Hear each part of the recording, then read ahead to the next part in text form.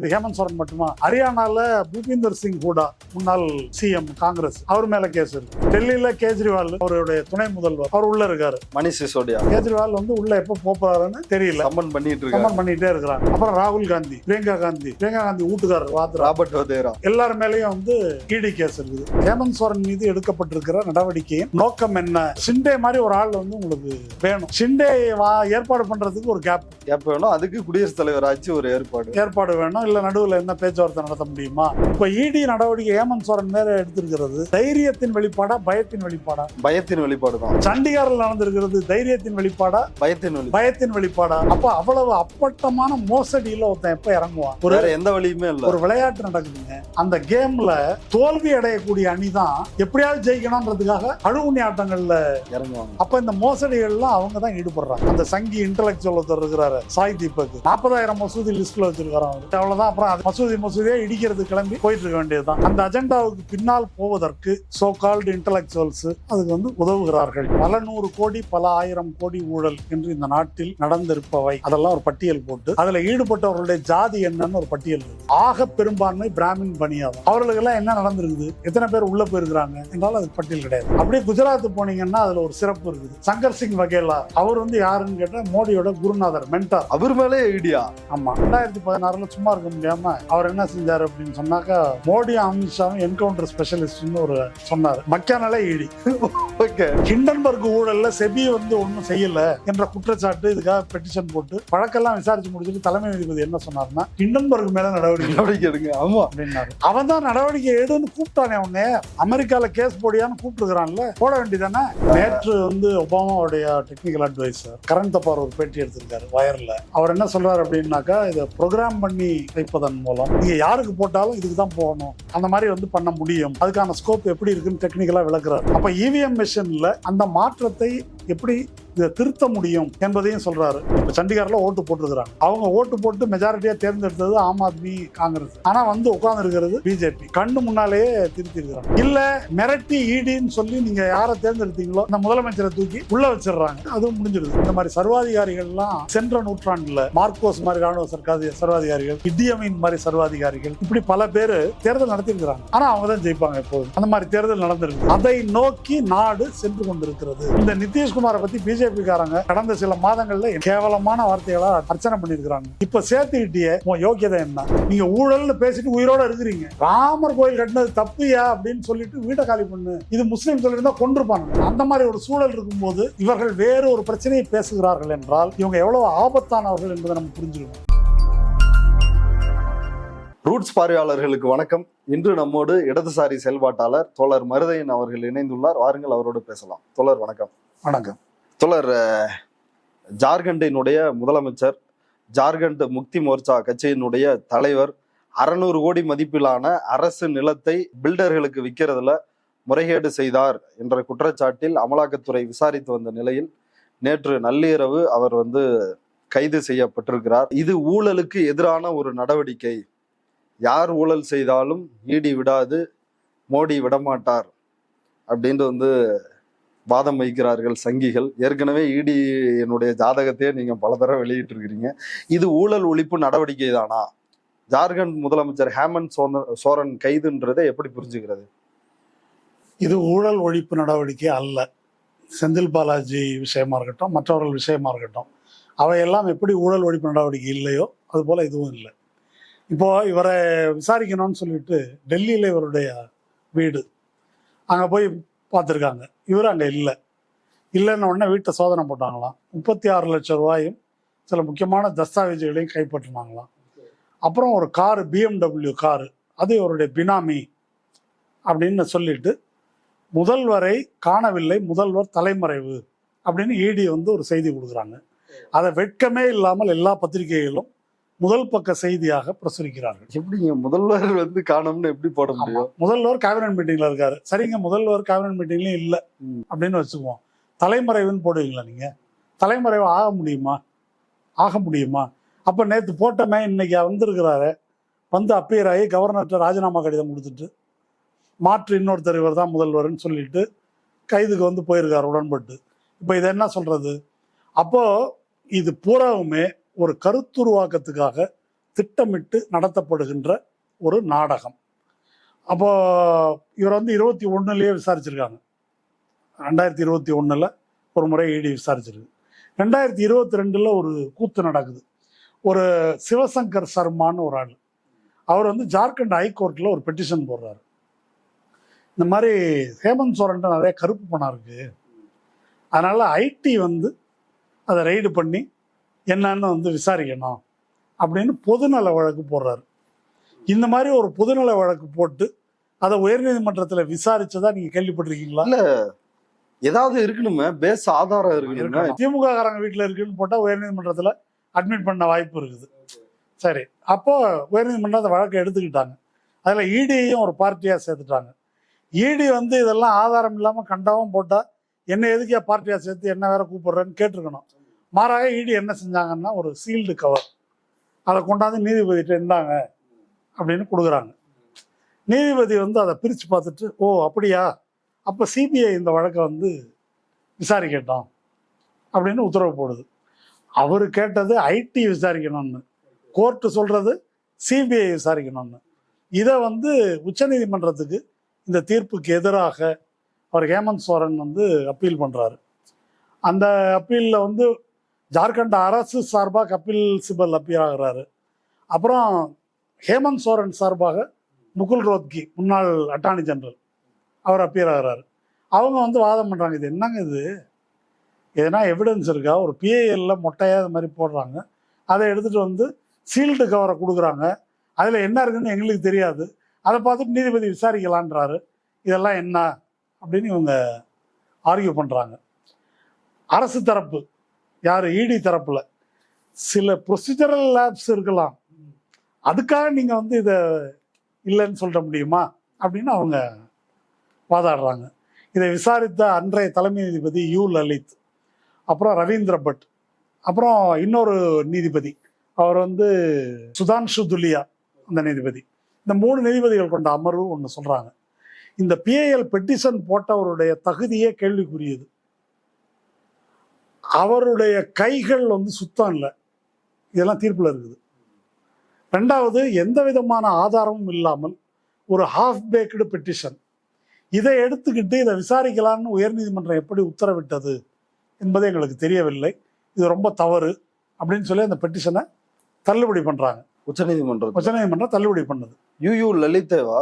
ஆமா, தள்ளுபடி பண்றாங்க. ராமஜென்மபூமிக்கு போன லலித் தான் தள்ளுபடி பண்ணிட்டாரு. அப்போ ஹேமந்த் சோரன் ஒன்று சொல்றாரு, இந்த மாதிரி வழக்கறிஞர் பிரிவு, இளைஞர் பிரிவு, மாணவர் பிரிவு, இந்த மாதிரி பிரிவு, பஜ்ரங் தள், அந்த மாதிரி பிஏஎல் பிரிவுன்னு ஒன்று வச்சிருக்கிறாங்க, அதான் இவங்களுக்கு வேலை பிஜேபியில் அப்படின்னு சொல்றாரு. அது இருக்கிறது உண்மைதான். தமிழ்நாட்டில் இப்போ ஹெச்ஆர்என்சிக்கு எதிராக ஹைகோர்ட்டில் தொடர்ந்து வழக்கு போடுவாங்க, அது அவங்களுக்கு இதே தான் வேலை. நான் அது மாதிரி ஒரு பிஏஎல் பிரிவு சுப்ரீம் கோர்ட்டு, ஹைகோர்ட்டு எல்லாத்துலேயும் வச்சிருக்கிறாங்க. சரி, இது வழக்கு தள்ளுபடி பண்ணியாச்சு.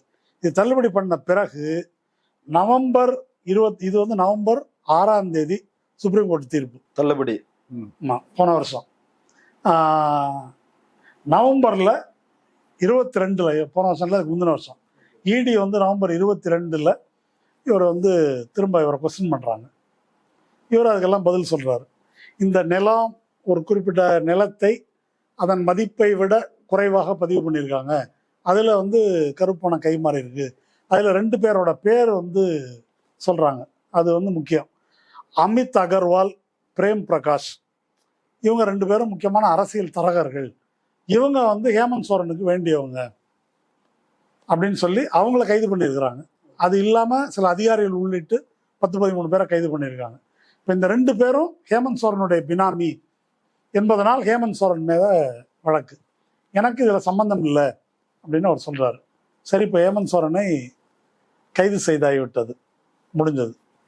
கைது பண்ண உடனே அவர் என்ன செய்கிறாரு, கைது செய்யறதுக்கு முன்னாலேயே முதல்வர் பதவியை ராஜினாமா செஞ்சுட்டு அவருடைய அமைச்சரவையில் இருந்த போக்குவரத்து துறை அமைச்சர், அவரை வந்து முதல்வர் சாம்பாய் சோரன், ஆமாம், அவர் முதல்வர்னு சொல்லி, அவங்க காங்கிரஸ் ஜேஎம்எம் கூட்டணி, அவங்க தான் அப்சல்யூட் மெஜாரிட்டி, அவங்கள்ட்ட இருந்து எல்லார்கிட்ட இருந்தும் வந்து கன்சென்ட் லெட்டர், இவர் முதல்வராக இருக்கிறதுக்குன்னு கடிதம் வாங்கிட்டு வந்து, கடிதத்தை பூரா நம்ம ஆளுநர், நம்மூர்காரர் தான், சிபி ராதாகிருஷ்ணன், அவர் தான் அங்கே ஆளுநர், ஓகே. அவர்கிட்ட கொடுத்து, அதனால இதுதான் எங்கள் சட்டமன்ற குழுவினுடைய தீர்மானம், அதனால இவரை முதல்வராக அனுமதிங்கள்னு கேட்குறாங்க. அவர் அதை வாங்கி வச்சுட்டு யோசிச்சு சொல்கிறேன் போயிட்டு வாங்கன்றார். இப்போ கவர்னர் யோசிக்கிறதுக்கு இதில் என்ன இருக்குது? கலந்து பேசி சொல்கிறேன். யாரோட கலந்து பேச போகிறீங்க? என்ன பேச போகிறீங்க? இப்போ அங்கே உள்ள பொசிஷன், அங்கே ஜார்க்கண்டில் உள்ள பொசிஷன் என்னன்னாக்கா, ஜேஎம்எம்முக்கு 29, காங்கிரஸ் 17, ஆர்ஜேடி 1, சிபிஐஎம்எல் 1, என்சிபி 1, மொத்தம் 49. பிஜேபிக்கு வந்து 26, அவர் கூட்டணி கட்சி ஒரு 3, சுயேட்சை 2, 31, 49, 31. எது பெருசு? இதுதான் பெருசு. இவங்களோட கூட்டணி தான் பெருசு. ஆனா இதுல எது பெருசுன்றதுல ஆளுநருக்கு ஒரு குழப்பம். 49 பெருசா 31 பெருசான்னு கொஞ்சம் யோசிச்சு சொல்ல வேண்டியிருக்கு அப்படின்னு அனுப்பியிருக்காரு. இப்போ இதற்கு இடையில ஒரு சுயேட்சை என்ன செய்யறாரு அப்படின்னு சொன்னாக்கா, இந்த இதுல இருக்கிற சுயேட்சை எம்எல்ஏ என்னது, ஒரு முதல்வரே இல்லாமல் ஒரு மாநிலம் அப்படி இருக்குது, இது வந்து கான்ஸ்டிடியூஷனல் கிரைசிஸ். சரி, என்ன செய்யணும்? ஒரு இடைக்காலமாவது குடியரசுத் தலைவர் ஆட்சி அமல்படுத்தணும் அப்படின்னு அவர் எழுதுறாரு. ஃபுல் மெஜாரிட்டி இருக்குது. ஆமா. அப்போ இவங்க என்ன சொல்றாங்க, இந்த பேப்பர் பத்தலன்னா எல்லாரும் நேரம் வேணாலும் வர சொல்றேன்றாங்க. ஆனா இப்போ இதனுடைய நோக்கம் என்ன? அப்போ நீங்க ஹேமந்த் சோரன் மீது எடுக்கப்பட்டிருக்கிற நடவடிக்கையின் நோக்கம் என்ன என்ற கேள்வி வருது. அப்போ ஷிண்டே மாதிரி ஒரு ஆள் வந்து உங்களுக்கு வேணும். ஷிண்டே ஏற்பாடு பண்றதுக்கு ஒரு கேப் வேணும். அதுக்கு குடியரசுத் தலைவர் ஆட்சி ஒரு ஏற்பாடு வேணும். இல்லை நடுவில் என்ன பேச்சுவார்த்தை நடத்த முடியுமா? இப்போ ஹேமந்த் சோரன் என்ன சொல்லியிருக்காரு அப்படின்னாக்கா, நான் இதுக்கெல்லாம் பயப்பட மாட்டேன், கெஞ்சி காம்ப்ரமைஸுக்கு போவேன்னு நினைக்காதீங்க அப்படின்னு அவர் சொல்லியிருக்காரு. இப்போ இதை நம்ம வந்து தனியாக ஹேமந்த் சோரன் அப்படின்னு பார்க்க வேணாம். அவரு ஒரு பழங்குடி சமூகத்தை சார்ந்த முதல்வர். இதுல சிறப்பா ஒண்ணு சொல்லணும். 3 பேர், இவங்களுடைய அப்பா சிபு சோரன், அவர் மேல ஒரு கொலை கேஸ், பெரிய தாடி வச்சிருப்பாரு, அவர் தான் ஜார்க்கண்ட் முக்தி மோர்ச்சா உருவாக்குனவர். அவரு கொலை கேஸ் தள்ளுபடியாகி விடுதலை ஆயிட்டார் அவரு. அதுக்கு அடுத்தது மது கோடான்னு அவர் மேல கேஸ், அவர் யூபிஏ கூட்டணியில இருந்தார். அவர் கேஸ்ல கன்விக்ட் ஆயிட்டாரு.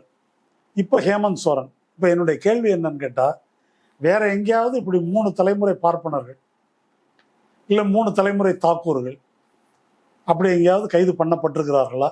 இல்ல அவங்கெல்லாம் எதுவுமே செஞ்சதே கிடையாது, எந்த ஊழலுமே. சித்ரா ராமகிருஷ்ணன் வந்து ஊழல் வந்து லேசா கசிஞ்சுது, எந்த ஊடகமே பேசல.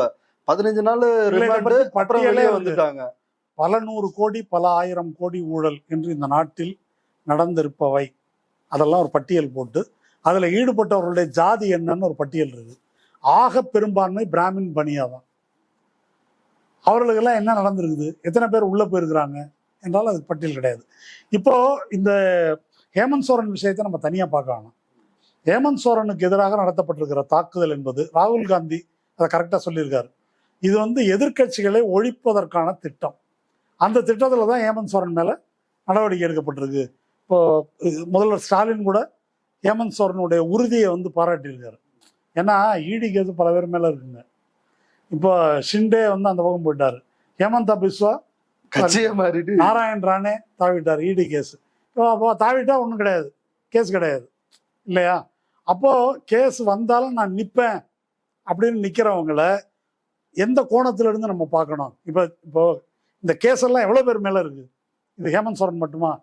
நம்ம வந்து தெற்கே இருந்து வடக்க போவோமா, வடக்கே வடக்கிருந்து தெற்க வரும். சரி, வடக்க வந்து ஜம்மு காஷ்மீர், ஃபருக் அப்துல்லா, ஒமர் அப்துல்லா, மஹபூபா மஃப்டி 3 பேர் மேலேயும் இருக்குது. ஷேக் அப்துல்லா செத்துட்டாரு, அதனால கேஸ் இல்லை. இப்போ அவர் மேல வந்து JKLF ஜம்மு காஷ்மீர் கிரிக்கெட் அசோசியேஷன்ல அப்படின்னு சொல்லி ஃபருக் அப்துல்லா மேல, இவங்க மேல ஜம்மு காஷ்மீர் பேங்க்ல ஏதோ நியமனம் அதுலன்னு சொல்லிட்டு மஹபூபா மஃப்டி ஃபருக் அப்துல்லா மேல அந்த கேஸு. அப்படியே கீழே வந்தோம்னாக்கா ஹரியானாவில் பூபிந்தர் சிங் ஹூடா, முன்னாள் சிஎம் காங்கிரஸ், அவர் மேலே கேஸ் இருக்குது. அப்படியே வந்தால் டெல்லியில் கேஜ்ரிவால், அப்புறமா அவருடைய துணை முதல்வர் அவர் உள்ளே இருக்கார். கேஜ்ரிவால் வந்து உள்ளே எப்போ போகிறாருன்னு தெரியல, சம்மன் பண்ணிகிட்டே இருக்கிறாங்க. அது வந்து கேஜ்ரிவால். அப்புறம் ராகுல் காந்தி, பிரியங்கா காந்தி வீட்டுக்காரர் வாத்ரா, எல்லார் மேலேயும் வந்து இடி கேஸ் இருக்குது. இந்த பக்கம் வந்தீங்கன்னா உத்தரப்பிரதேசம், முலாயம் சிங் யாதவ் மகன் அகிலேஷ் யாதவ், அவர் மேலே கேஸ் இருக்குது. மாயாவதி மேல கேஸ் இருக்குது, எஃப்ஐஆர் மட்டும் போடல, எஃப்ஐஆர் பெண்டிங் வச்சிருக்கிறாங்க. ஆமா, அப்போ அதுக்கு தகுந்த மாதிரி அந்த எஃப்ஐஆர் அப்படியே வச்சிருக்கிறாங்க. அது மேல இருக்குது. பீகாருக்கு வந்தீங்கன்னா லல்லு பிரசாத் யாதவ், ராப்ரி தேவி, அவரு மகன் தேஜஸ்வி, அப்பா மகன் மனைவி இப்ப கூட கூப்பிட்டு விசாரிச்சுட்டு இருக்காங்க. 8 மணி நேரம் 12 மணி நேரம் ஆமா விசாரணை நடக்குது. 2 நாள்ல வந்து அப்பா ஒரு நைட்டு, பையன் ஒரு நைட்டு. ஆமா.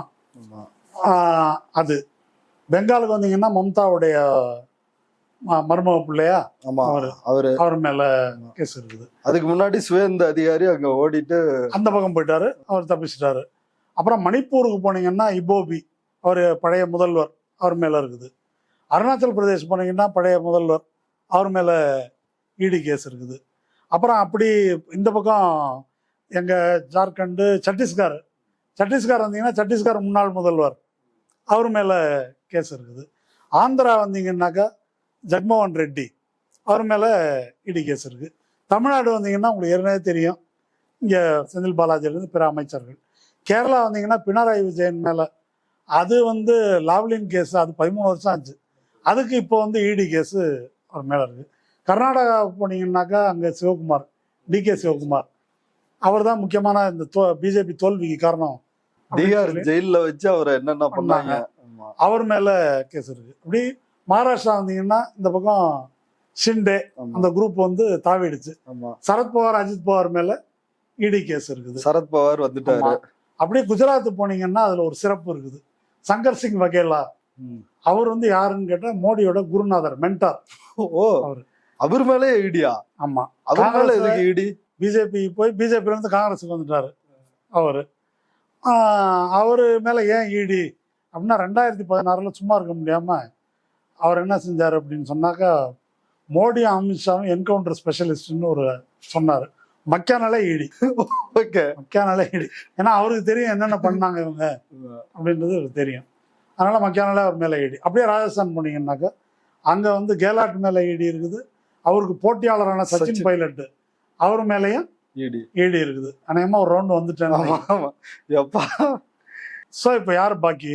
இப்போ மிச்சம் வந்து ஜார்க்கண்ட், அதுக்கு இவர் மேல போட்டாச்சு. இப்போ நான் சொன்னது எல்லாம் இருக்கு, மேற்கொண்டு விட்டு போயிருங்க. அதனால் அது மானியத்தேனேன்னு. ஆனா இதுல எல்லாமே வந்து எதிர்கட்சிகள் அல்லது இந்தியா அல்லது என்டிஏ கூட்டணிக்கு வர மறுத்த கட்சியினுடைய தலைவர்கள் அப்படிதான் இருக்கு. வர மறுத்தவர்கள், மதில் மேல அமர்ந்திருப்பவர்கள், அவங்க மேல இருக்குது. இப்ப ஜக்மோகன் ரெட்டி மற்ற ஆளுக்கெல்லாம் போட்டு வச்சிருக்குது, மாயாவதி போட்டு வச்சிருக்குது. நீங்க என்ன நல்ல முடிவு எடுத்தீங்கன்னா நாங்களும் நல்ல முடிவு எடுப்போம். இல்ல இப்ப நீங்க சொல்றத பார்த்தா சவுக்கு சங்கர் வந்து இந்த விவசாயிகள் விஷயத்துலதான் ஈடிக்கு வந்து புரோக்கர் வேலை பார்த்தாரு அப்படின்னு வந்து நான் நினைச்சேன். இது பார்த்தா அவர் முன்னாடி இருந்தே ஏக்நாத் சிண்டே, செந்தில் பாலாஜின்றப்ப அவர் அப்பையில இருந்தே அந்த அசைன்மெண்ட்ல தான் வேலை பார்த்திருக்கிறாரு. ஆனா நடக்கல. ஆமா, இந்த இல்ல இப்போ நான் சொன்னதை பூரா பார்த்துட்டு இது வந்து ஊழல் ஒழிப்பு நடவடிக்கைன்னு எவனா நம்புவானா? இப்போ அவங்க என்ன கேட்குறாங்கன்னா, இப்போ இவர்களெல்லாம் உத்தமர் இல்லை. அப்போ நான் திருப்பி கேட்குறேன், மோடி, அமித்ஷா, பிஜேபி முதல்வர்கள் வியாபத்தை விட பெரிய ஊழல் உண்டா? 50 எத்தனை கொலை, மர்ம மரணங்கள், எத்தனை மர்ம மரணம், எத்தனை கொலை, ரஃபேலோட பெரிய ஊழல் உண்டா? ஹிண்டன்பர்க் கொண்டு வந்த அதானி ஊழலோட 18 லட்சம் கோடி உண்டா? எத்தனை வங்கி கடன் தள்ளுபடி, எத்தனை பொதுத்துறை நிறுவனங்கள், அது ஒரு 14 லட்சம் கோடி. ஆமா, அப்போ இதெல்லாம் ஒண்ணுமே பாயிண்ட் இல்லை. அவர் வந்து ஊழல் ஒழிப்பு நடவடிக்கை எடுக்கிறாரு என்று இதை பேசுபவர்கள், அப்படி பேசக்கூடிய நபர்களை தான் நம்ம வந்து சந்தேகப்படும். ஓகே, இப்ப சுப்ரீம் கோர்ட்டே முகாந்திரம் இல்லைன்னு சொன்ன பிறகும் ஈடிக்கு முகாந்திரம் இருக்கு அப்படின்றத வந்து அது என்ன? சுப்ரீம் கோர்ட் ஒரு வழக்குல சொல்லி இருக்குது, நாங்க இன்னொரு வழக்குல எடுப்போம். ஓகே, இதுல என்ன பிரச்சனை? பல கோணத்துல ட்ரை பண்றாங்க. ஈடிக்கு தான் சர்வ வல்லமையும் இருக்குது. ஆமா, ஒரு கோணத்துல. இல்லைன்னா இப்போ சுப்ரீம் கோர்ட் லலித் வந்து ரிட்டையர் ஆயிட்டாரு, இல்லைன்னா அவர் கதை என்னன்றது நமக்கு தெரியும் இல்லையா? இப்போ நம்ம தலைமை நீதிபதி காவி ட்ரெஸ் போட்டு சோம்நாத்தில் போய் நிற்கிறாரு, இன்னும் காவி கொடியின் பெருமைகளை பற்றி உரையாற்றுறாரு இல்லையா? அப்போ இதெல்லாம் நடக்கிற நாடு தானே இது. அதனால சுப்ரீம் கோர்ட் அப்படின்னாக்கா அது தனியாக எங்கேயோ இருக்குது நீதியை நிலைநாட்ட அப்படின்றதெல்லாம் இல்லை. அதனால தான் இப்போ தீஸ்தா சேத்தல்வாது வந்து பெஸ்ட் பேக்கரி கேஸ் எடுத்தாங்க. அப்புறமா நரோதா பாத்தியா இந்த கேஸ் எல்லாம் எடுத்தாங்க.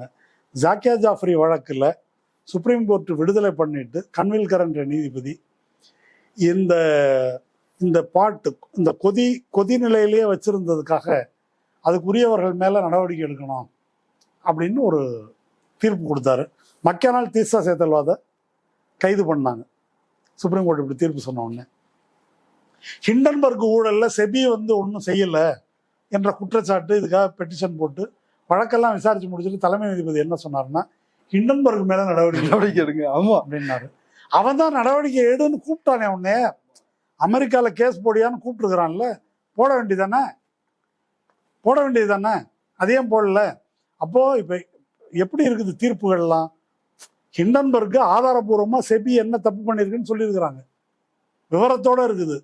ஆனா வந்து ஹிண்டன்பர்க் மேல நடவடிக்கை எடுன்னு இப்போ.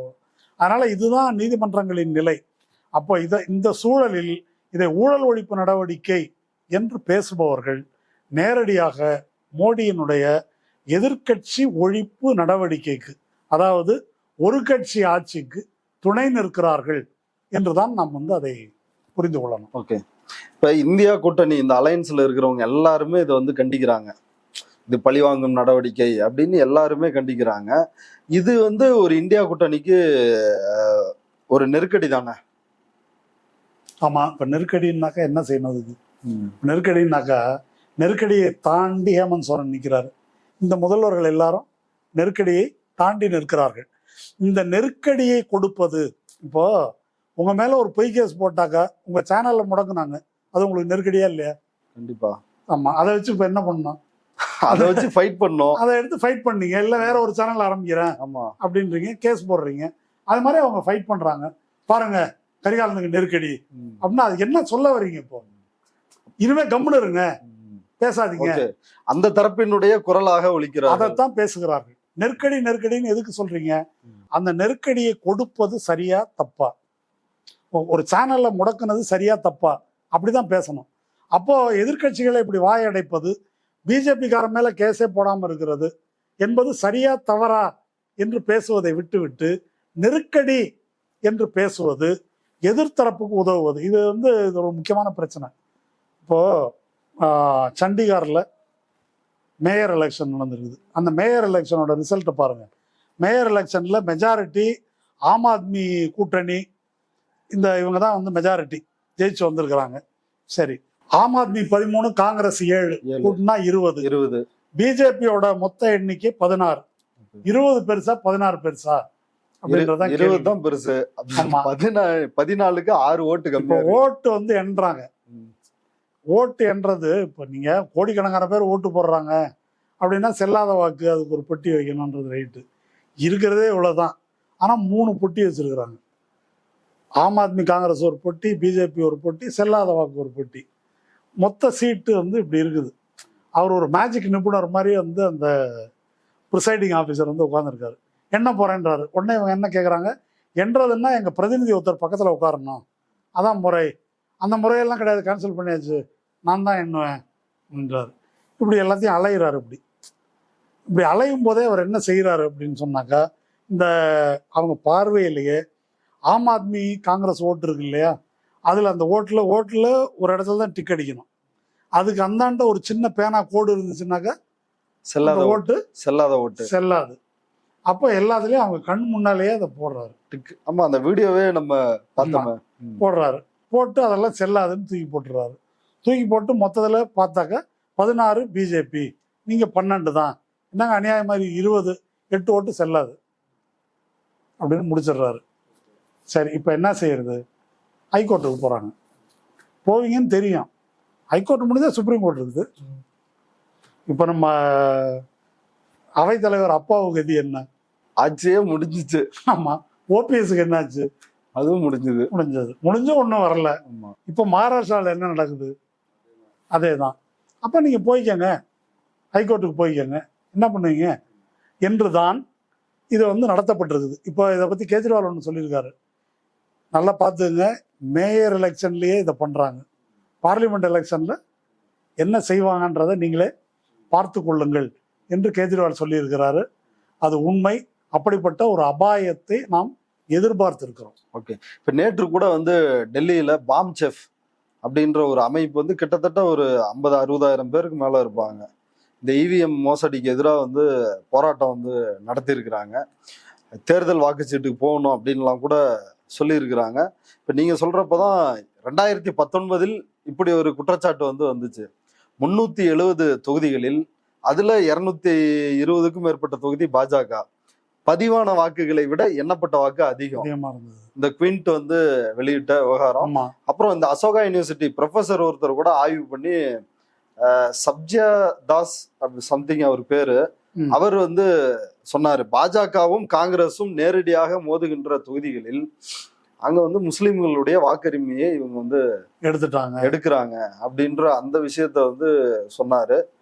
நேற்று வந்து ஒபாமாவுடைய டெக்னிக்கல் அட்வைசர் அவரு கரண் தப்பார் ஒரு பேட்டி எடுத்திருக்காரு வயர்ல.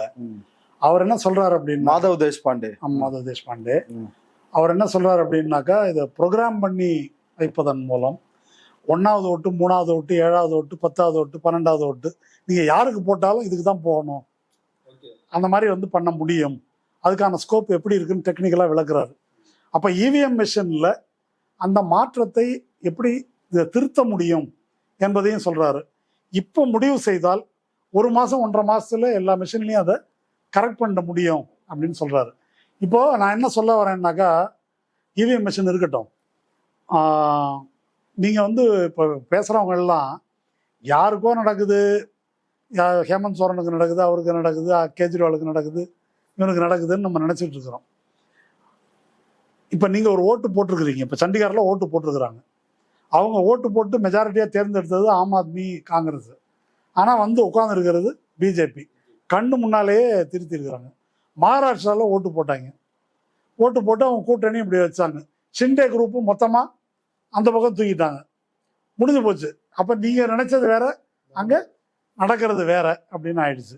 இல்ல மிரட்டி ஈடின்னு சொல்லி நீங்க யாரை தேர்ந்தெடுத்தீங்களோ அந்த முதலமைச்சரை தூக்கி உள்ள வச்சிடுறாங்க. அப்படிதானே? உள்ள வச்சிடுறாங்க.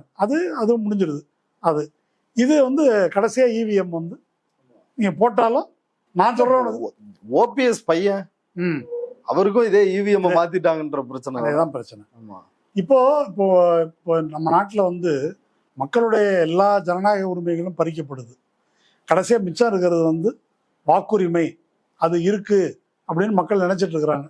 அதனாலதான் ஆடுங்க எங்க கையில ஓட்டு இருக்குது, அடுத்த வாட்டி நாங்கள் பார்த்துக்கிறோன்றாங்க. இப்போ நீங்க யாரும் எதையும் பார்க்க முடியாது, மோடி மட்டும்தான் அப்படின்ற ஒரு மன்னராட்சி போல நீங்க யாருக்கு போட்டாலும் அவர் ஓட்டு தான். இந்த மாதிரி சர்வாதிகாரிகள்லாம் சென்ற நூற்றாண்டுல இராணுவ சர்வாதிகாரிகள், மார்க்கோஸ் மாதிரி இராணுவ சர்வாதிகாரிகள், டுவாலியர் மாதிரி சர்வாதிகாரிகள், இடியமின் மாதிரி சர்வாதிகாரிகள், இப்படி பல பேர் தேர்தல் நடத்தியிருக்கிறாங்க. ஆனா அவங்க தான் ஜெயிப்பாங்க எப்பொழுதும். அந்த மாதிரி தேர்தல் நடந்திருக்குது. அதை நோக்கி நாடு சென்று கொண்டிருக்கிறது. அப்ப அதை வந்து இதுல வந்து பறிக்கப்பட இருப்பது நம்முடைய உரிமை. இது ஹேமந்த் சோரன் உரிமையோ செந்தில் பாலாஜி உரிமையோ அல்ல, இது நம்முடைய உரிமை என்பதை புரிந்து கொள்ள வேண்டும். அதனால இந்த இடி நாடகம் என்பது நம்முடைய ஜனநாயக உரிமையை பறிப்பதற்கான நாடகம். ராகுல் காந்தி சொல்லியிருக்கிறது முற்றிலும் உண்மை. இது எதிர்க்கட்சிகள் ஒழிப்பு நடவடிக்கை, அந்த முறையில தான் இது நடத்தப்படுகிறது. இப்ப இதுல இந்த விஷயத்துல இன்னமும் ஆர்குமெண்ட் வந்து பத்திரிகையாளர்கள் ஊடகங்கள்ல பேசுறவங்க வந்து சொல்றாங்க, ஏங்க மோடியை விடுங்க, இவங்க என்ன யோக்கியமா, இந்தியா கூட்டணியில இருக்கிறவங்க யோக்கியமா, ஸ்டாலின் யோக்கியமா, ஹேமந்த் சோரன் யோக்கியமா, ஆம் ஆத்மி வந்து யோக்கியமா, மம்தா, எல்லாரையுமே வந்து சொல்றாங்க இவங்க எல்லாம் யோக்கியவான்களா, இவங்க ஊழல் அற்றவர்களா? இப்ப பேசுறவங்க யோக்கியர்களா? இப்ப யாரு யோக்கியர்கள்ன்றதுக்கு பட்டிமன்றம் நடத்துறோமா? இப்ப நமக்கு முன்னால இருக்கக்கூடிய நிகழ்ச்சி நிரல் என்ன? நமக்கு முன்னால இருக்கிற நிகழ்ச்சி நிரல் ஒண்ணுதான், பாசிசமா ஜனநாயகமா, இவ்வளவுதான் கேள்வி. பல கட்சி ஆட்சி முறை, ஜனநாயக உரிமை அப்படின்றதுக்கு இந்த இந்தியா கூட்டணி இருக்கு. இந்தியா கூட்டணி அந்த கோரிக்கையை முன்வைத்து தான் இருக்குது. இதுல நிறைய பட்டியல் இருக்கு, நான் பட்டியல் போடல. மாநிலங்களின் உரிமை, மக்களுடைய பல்வேறு உரிமைகள், மதச்சார்பின்மை, இது எல்லாம் இருக்குது.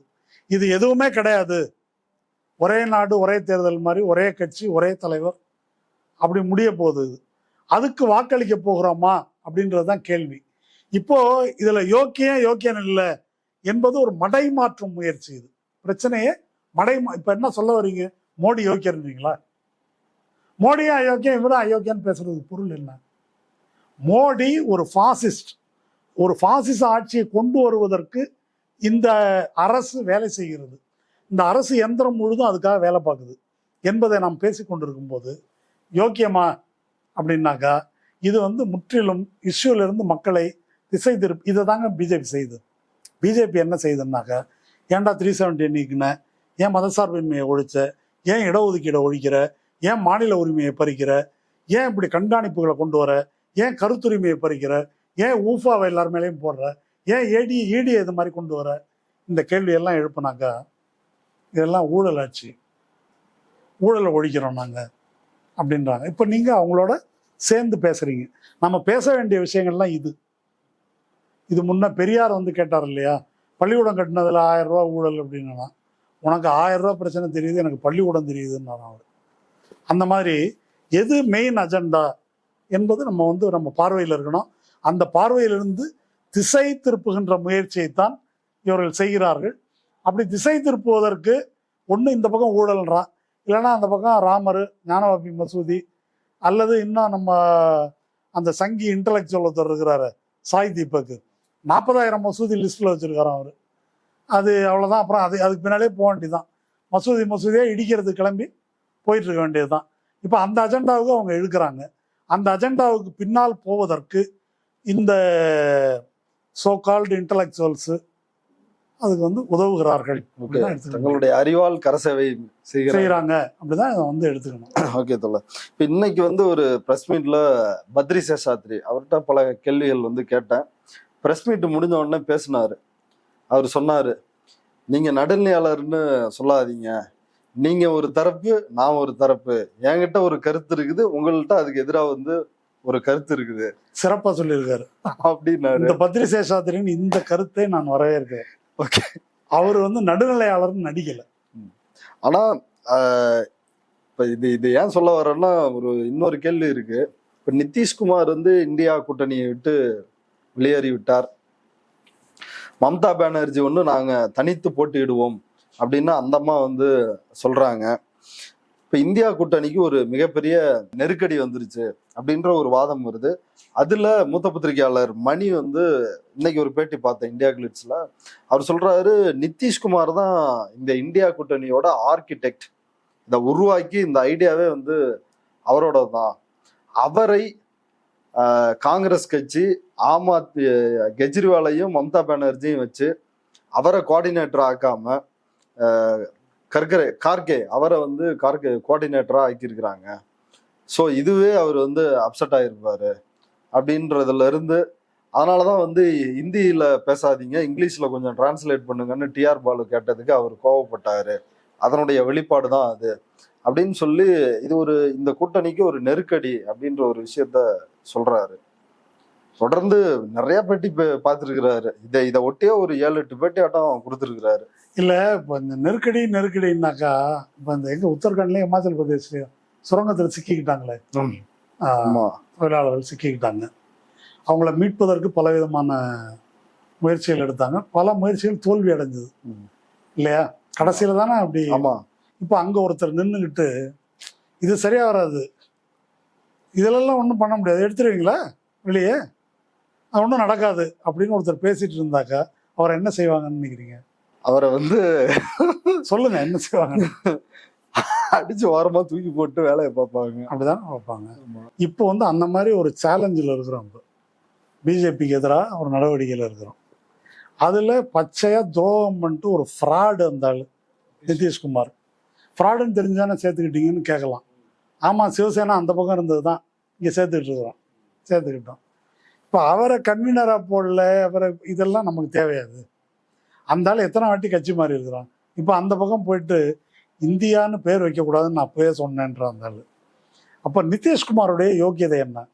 ஹரீஷ் கரே, நீங்கள் யாரோ சொல்கிறீங்க, ஹரீஷ் கரே என்பவர் அவரை மூத்த பத்திரிகையாளர்னு சொன்னால் தப்பாயிடும்னு நினைக்கிறேன். அவர் ஒரு மதிப்பிற்குரிய பத்திரிகையாளர். ட்ரிபியூன் என்ற ஒரு நாளேட்டினுடைய ஆசிரியராக இருந்தவர். மதிப்பிற்குரியன்னு ஏன் சொல்கிறேன்னாக்கா, அவர் மோடியை கிரிட்டிக்கலாக பார்த்ததுனால அவர் அந்த பத்திரிகை விட்டு தூக்கிட்டாங்க. அவர் வயரில் ஒரு கட்டுரை எழுதியிருக்காரு, தான் எழுதியிருக்காரு நினைக்கிறேன். என்ன எழுதியிருக்காருன்னா, நிதிஷ் போனது நல்லது இந்த இந்தியா கூட்டணிக்கு, இதனால ஓட்டு போகுமா வருமா என்பதுக்குள்ள நான் போகல. அவர் எழுதியிருக்கிறத சொல்றேன், அதுக்குள்ள நான் போகல. மோடி குரூப் எவ்வளவு யோக்கியம் அப்படின்றத அம்பலப்படுத்துவதற்கு இது நிச்சயமாக பயன்படும். இது ஒரு விஷயம் சொல்லியிருக்காரு. ரெண்டாவது என்ன சொல்றாருன்னாக்கா, மோடி வந்து அப்படியே இந்தியாவுக்கே தலைமை புரோகிதர் முனிவர் மாதிரி ஒரு பெரிய ஒரு கெட்டப் கொடுத்து 10 நாள் நான் விரதம் இருக்கிறேன், தரையில் படுத்து தூங்குறேன், சாப்பிடல, அப்படி இப்படின்னு சொல்லிட்டு ஒரு சீனை போட்டு இதெல்லாம் வந்து பண்ணாரு. பண்ணிட்டு ரொம்ப யோக்கிய சிகாமணி புனிதர், மனித புனிதர் மாதிரி காட்டிட்டு வந்தாலும் பண்ண வேலை என்ன? இப்போ நிதிஷ்குமார், இந்த நிதிஷ்குமாரை பற்றி பிஜேபிக்காரங்க கடந்த சில மாதங்களில் என்னெல்லாம் பேசியிருக்கிறானுங்க, கேவலமான வார்த்தைகளாக அர்ச்சனை பண்ணியிருக்கிறானுங்க. இப்போ சேர்த்துக்கிட்டியே உன் யோக்கியதை என்ன என்று மக்கள் யோசிக்க மாட்டார்களா, கேட்க மாட்டார்களா, கேட்க வேண்டாமா அப்படின்னு ஒன்று சொல்லியிருக்காரு. ரெண்டாவது, அவங்க ராமரை வச்சு ஜெயிச்சிருவாங்கன்னு இந்த பில்டப் எல்லாம் வேண்டாம். அது முடியாதுன்னு தெரிஞ்சுதான் அவன் கற்பூரி தாக்கூரத்தை கிளப்பி கொண்டாந்து பாரத ரத்னா கொடுக்குறேன், அவன் பயந்து போயிருக்கிறது தான் இது காட்டுது. இப்போ அவர் ஹரிஷ்கரையனுடைய பார்வையிலிருந்து இப்போ இடி நடவடிக்கை ஹேமந்த் சோரன் மேல எடுத்திருக்கிறது தைரியத்தின் வெளிப்பாடா பயத்தின் வெளிப்பாடா? பயத்தின் வெளிப்பாடு தான். சண்டிகாரில் நடந்திருக்கிறது தைரியத்தின் வெளிப்பாடா பயத்தின் வெளிப்பாடா? பயத்தின் வெளிப்பாடு. அப்போ அவ்வளவு அப்பட்டமான மோசடியில் ஒருத்தன் எப்ப இறங்குவான்? ஒரு எந்த வழியுமே இல்லை. ஒரு விளையாட்டு நடக்குதுங்க, ஒரு கேம் நடக்குது. அந்த கேம்ல தோல்வி அடையக்கூடிய அணி தான் எப்படியாவது ஜெயிக்கணும்ன்றதுக்காக அழுகுணி ஆட்டங்கள்ல இறங்குவாங்க. கிரிக்கெட்ல பார்த்துருக்குறோம்ல நம்ம, அழுகுணி ஆட்டம், பாலை தேய்க்கிறது, டேம்பரிங் த பால்னு சொல்றாங்கல்ல, இதெல்லாம் செய்யறது எப்போ நடக்கும்?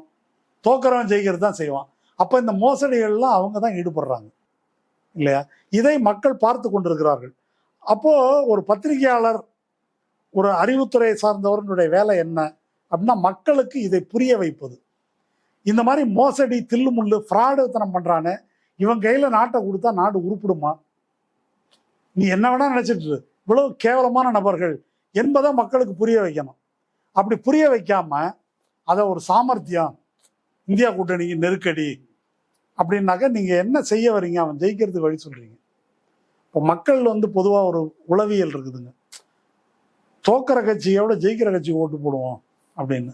அதுதான் ஜெயிக்கிற கட்சி, அதுதான் ஜெயிக்கிற கட்சி அப்படின்னு சொல்வதனுடைய நோக்கம் அதை ஜெயிக்க வைப்பது தான். அப்போ நீங்கள் நேர சங்கியா இருந்து அப்படி பேசினாக்கா அது ஒரு கணக்கு. நான் நடுநிலைன்னு சொல்லிக்கிட்டு அதுதான் ஜெயிக்கிற கட்சி, அதுதான் ஜெயிக்கிற கட்சின்னாக்கா எதுக்கு? அதுக்கு நடுநிலை, அதுக்கு பேரு.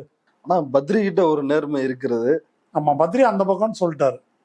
நான் என்ன சொல்றேன், நடுநிலை ஒன்று கிடையாது. ஜனநாயகம் வேணுமா வேண்டாமா அப்படின்றதான் இப்போ கேள்வி. வேற எந்த கேள்விக்கும் இப்போ பதில். அவரு ஊழல் பண்ணாரா பண்ணலையா, அவர் பெண்கள் விஷயத்தில் சரியா நடந்து இதை கேட்டாதானே இன்னொன்னு சொல்றாங்க, என்ன காங்கிரஸ் வந்தா இது எல்லாத்தையும் செஞ்சிருமா, அதை எல்லாத்தையும் செஞ்சிருமா அப்படின்னு லிஸ்ட் ஆஃப் இருக்குது இல்ல. அப்ப வந்து ஏன் வந்து காங்கிரஸ் வரணும்? காங்கிரஸ் வந்தால் இப்ப பிஜேபியினுடைய ஒற்றை ஆட்சி என்பது ஒழிக்கப்படும். அது அவங்க மேல நம்பிக்கை வச்சு சொல்லல, யதார்த்த நிலைமையிலிருந்து சொல்றேன். அப்போ ஒரு மாநில கட்சிகளை சார்ந்து ஒரு ஒன்றிய அரசு, ஒரு கூட்டாட்சி என்பதுக்கு அடிப்படை அந்த கூட்டணியிலேயே இருக்குது. அப்படி ஒரு சர்வாதிகாரத்தை செலுத்துவது சாத்தியம் இல்லை. இப்ப சர்வாதிகாரத்தை நோக்கி தான் அது போகுது.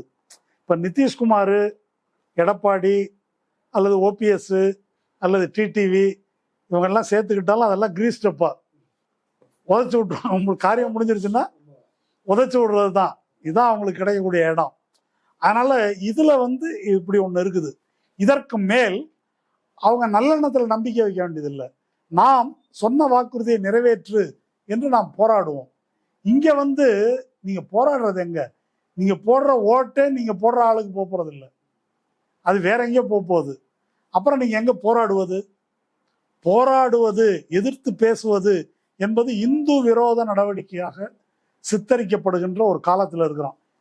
இன்னைக்கு காலைல பத்திரிகை செய்தி என்ன தெரியுமா?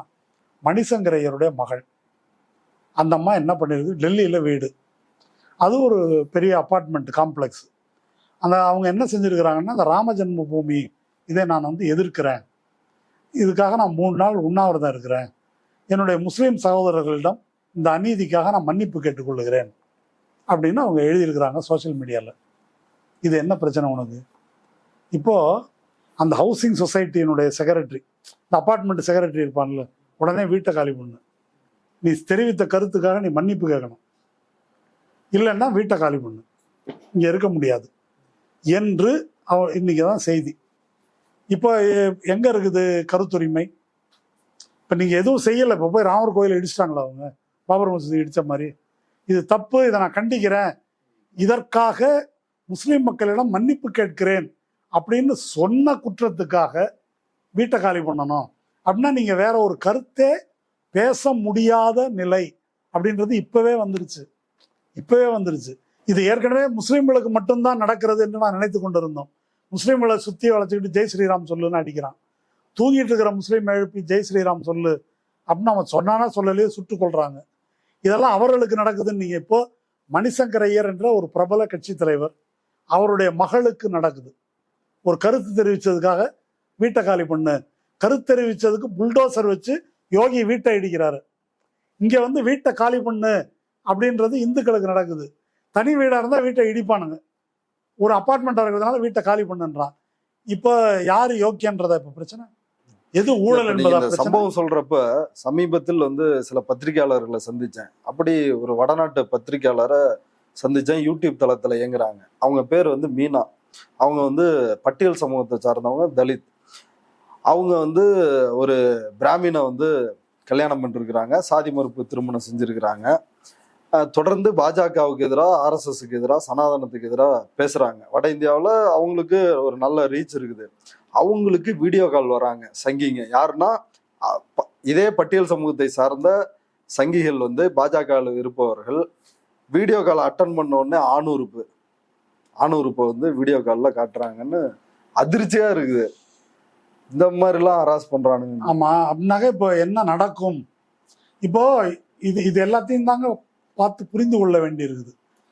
அது அவருக்கு நடந்திருக்கு, அவன் ஊழல், இவன் சொத்து சேர்த்துட்டான், இவன் அப்படி பண்ணிட்டான். ஓவராலா என்ன நடக்குது, மக்களுக்கு என்ன நடந்து கொண்டு இருக்கிறது, இந்த ஆட்சி என்ன செய்யும்? நீ இப்போ ஒரு கணக்குக்கு வச்சுக்குவோம், நீங்க ஊழல்னு பேசிட்டு உயிரோட இருக்கிறீங்க, ராமர் கோயில் கட்டினது தப்புயா அப்படின்னு சொல்லிட்டு வீட்டை காலி பண்ணு, இது முஸ்லீம் சொல்லியிருந்தா கொண்டிருப்பானுங்க. அதானே நடக்குது இல்லையா? அந்த மாதிரி ஒரு சூழல் இருக்கும்போது இவர்கள் வேறு ஒரு பிரச்சனையை பேசுகிறார்கள் என்றால் இவங்க எவ்வளவு ஆபத்தானவர்கள் என்பதை நம்ம புரிஞ்சுக்கணும். ஒருவேளை அறியாமையின் காரணமா இவங்க பேசுறாங்கன்னா இது ஒரு கடைசி வாய்ப்பு, இனிமையாவது திருந்துங்கள் என்பதுதான் என்னுடைய கருத்து. ஓகே, இந்த கடைசி திருந்துவாங்களா அப்படின்றது தெரியல, ஏன்னா அப்படிதான் ஒரு நிலைமை இருக்குது. தொடர்ந்து நம்ம வந்து பேசுவோம். ரூட்ஸ் பார்வையாளர்களுக்காக இவ்வளவு நேரம் ஒதுக்கி கருத்துக்களை பகிர்ந்துட்டதுக்கு மிக்க நன்றி தோழர். நன்றி.